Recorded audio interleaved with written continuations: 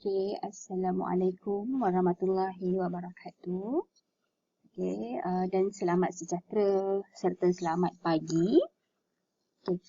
Saya Puan Aisyah binti Omar, iaitu guru mata pelajaran bagi prinsip perakaunan kelas 4 cerdas. Pertama sekali saya nak ucapkan tahniah dan syabas kepada anda semua kerana anda terpilih untuk memasuki kelas aliran prinsip perakaunan lah untuk tahun ini. Saya Puan Aisyah binti Omar juga merupakan Ketua Panitia Prinsip Perakaunan SMK Kota Masai 2. Jadi pada hari ini kita mungkin tidak akan mula lagi apa-apa topik pembelajaran.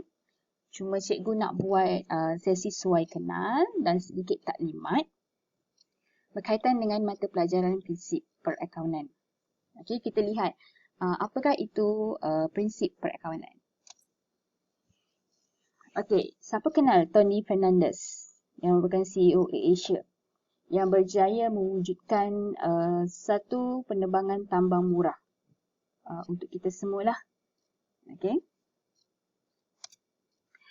Tan Sri Azman Hashim yang merupakan seorang Executive Chairman of M-Bank satu ketika dahulu. Bukan juga dia orang dalam bidang perakaunan. Dan kalau kita lihat karatan akhbar ini, karatan akhbar yang dikeluarkan mengatakan bahawa Malaysia perlu mengadakan jumlah akaunten kepada 60,000 orang dalam usaha untuk membantu transformasi kepada negara maju menjelang 2020. Dan pada ketika ini yang jadi menteri di Jabatan Perdana Menteri adalah Datuk Seri Abdul Wahid Omar lah, dan sekarang dah bertukar lah ya. Bermaksud peluang pekerjaan ataupun jumlah akaunten yang diperlukan sangat ramai. Dan sehingga hari ini jumlah ini masih lagi belum mencukupi.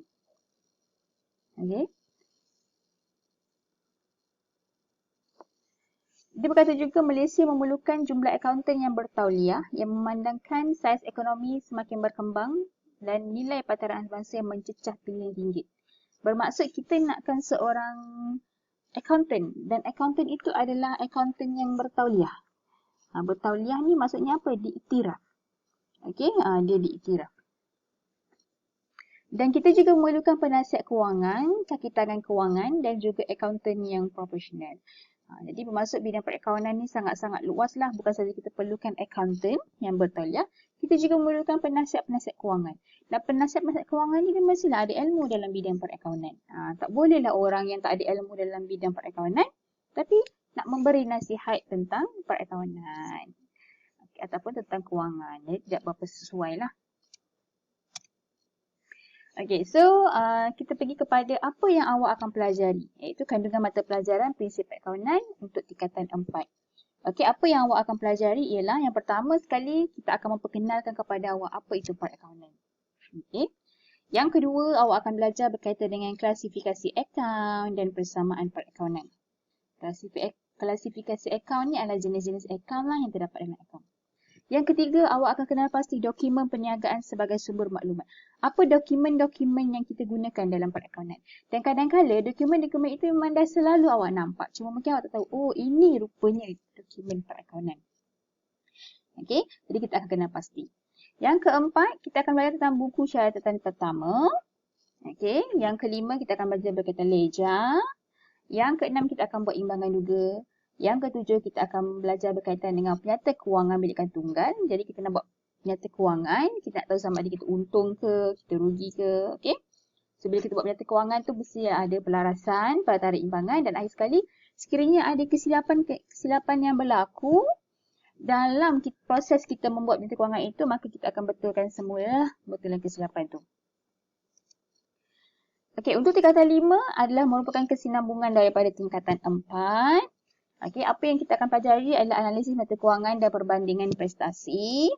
Kemudian kita akan belajar berkaitan dengan rekod tak lengkap, perakaunan untuk kawalan dalaman, perakaunan untuk perkongsian, perakaunan untuk syarikat, perakaunan untuk kelab dan persatuan dan juga perakaunan untuk kos. Peperiksaan berkaitan dengan peperiksaan SPM, apa dekat format dia? Kita ada 3 kertas. Yang pertama, kertas 1 ada 40 soalan objektif. Kertas 2, kita ada 6 soalan, hanya perlu jawab 5 saja. Ada bahagian A dan bahagian B. Ini kita akan detail nanti bila awak dah masuk kelas. Dan kertas 3 ni kita ada kerja khusus lah. Yang kita akan lakukan lebih kurang dalam masa 3 bulan. Dan kerja khusus ni semua cikgu akan bantulah Okey, bukan cikgu buatkan, cikgu akan bantu, cikgu akan guide untuk dapat markah yang lebih baik lah. Okey, ini adalah peperiksaan SPM.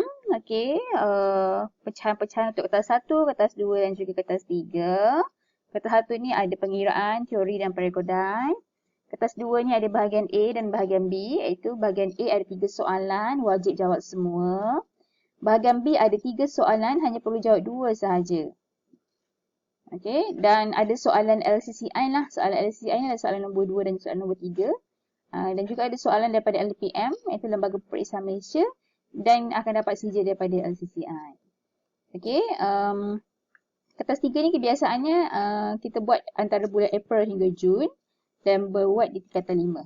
Okey, kalau dulu ada di tingkatan 4 tapi tingkatan 4 dah tak ada untuk kerja khusus, hanya tingkatan 5 sahaja.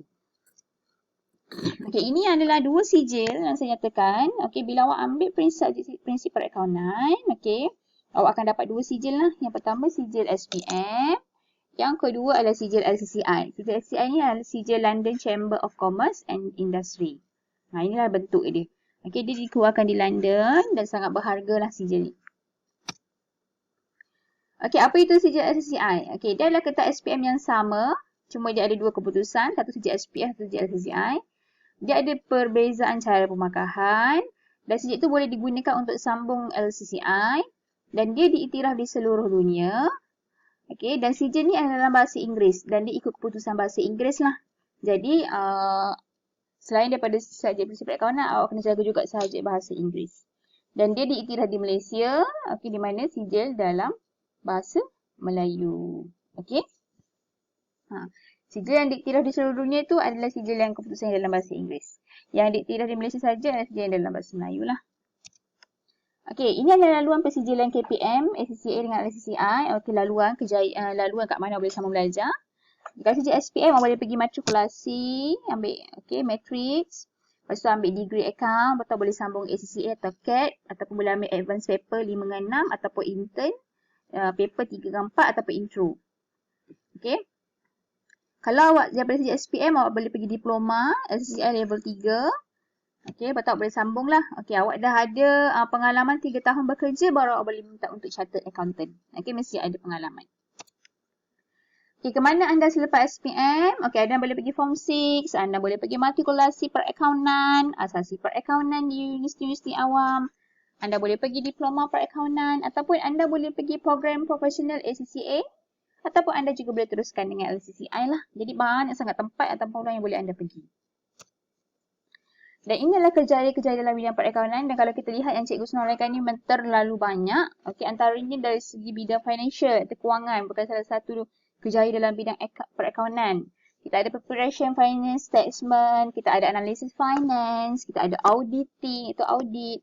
Kita ada regulatory, consulting, planning, criminal investigation. Dari segi pengurusan pula kita ada general accounting, cost accounting, budgeting. Budgeting ni belanjawan yang awak tengok Perdana Menteri umumkan tiap tahun tu belanjawan negara, belanjawan negara. Itu budgeting lah. Okay, internal auditing, consulting, controller dan juga treasurer. Okay, kemudian kita ada taxation dalam bidang cukai. Kita ada preparation planning, regulatory, investigation, consulting, investigation ni kita nak tahu orang tu betul ke tak kan bayar cukai kan lah. Itu bagian investigation lah. Consulting, enforcement, legal service, estate plan, dan macam-macam lagi lah. Ini ada lagi. Ada leader, consultant, analysis, trader, director, underwriter, planner, appraiser, FBI. FBI investigator. FBI investigator ni ke special sampai level ni memang perlukan kepakaran yang sangat tinggi. So, dan kalau awak tak pilih bidang kerjaya ni pun, ilmu-ilmu yang awak dapat ni masih lagi kita boleh diaplikasikanlah dalam kehidupan seharian kita. Okey.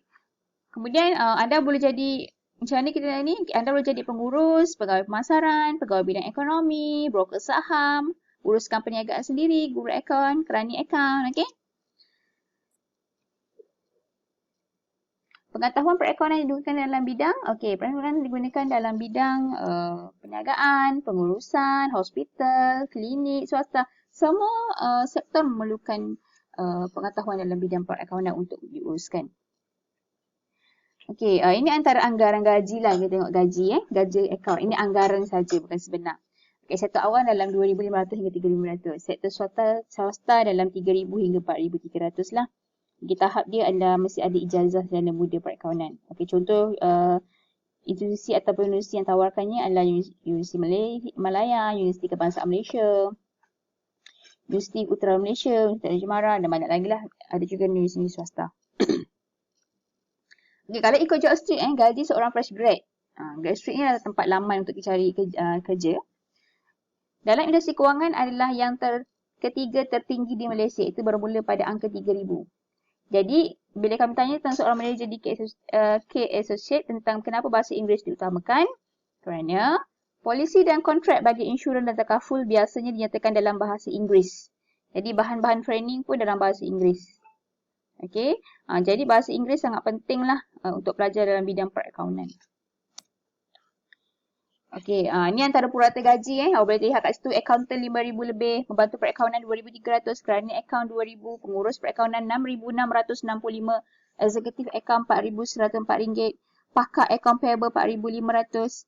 Okey, dan paling tinggi sekali gaji kat sini kita tengok adalah gaji bahagian accountant kanan, ketua accountant, dan juga pengurus penerimaan akaun lah RM11,000, ketua accountant RM10,000. Accountant kanan RM11,206. Ni purata gaji lah ya. So boleh tengok dari kat sini. Lain-lain. Gaji pengurus tuntutan RM12,000. Pegawai RM12,708. Okey. Ni ada gaji dia lagi. Boleh lihat dekat sini slide ni lah. Saya tak baca semua. Okay, so akhir sekali daripada saya adalah, saya nak cakap, don't try to have things that you love. But, try to love things that you have. Maksudnya, jangan cuba untuk dapatkan apa yang kita nak. Tapi, apa yang awak dah ada ni, cubalah awak untuk sayang. Dan awak dah dapat masuk kelas prinsip perakaunan ni, cuba sebaik mungkin untuk mendalami ilmu-ilmu prinsip perakaunan. So, sekian taklimat daripada saya. Salam sayang, salam perkenalan.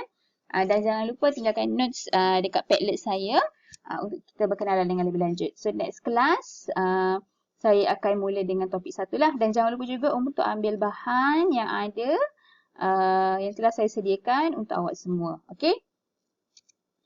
Okay, sekian. Wabillahi taufiq wa hidayah. Wassalamualaikum warahmatullahi wabarakatuh. Terima kasih.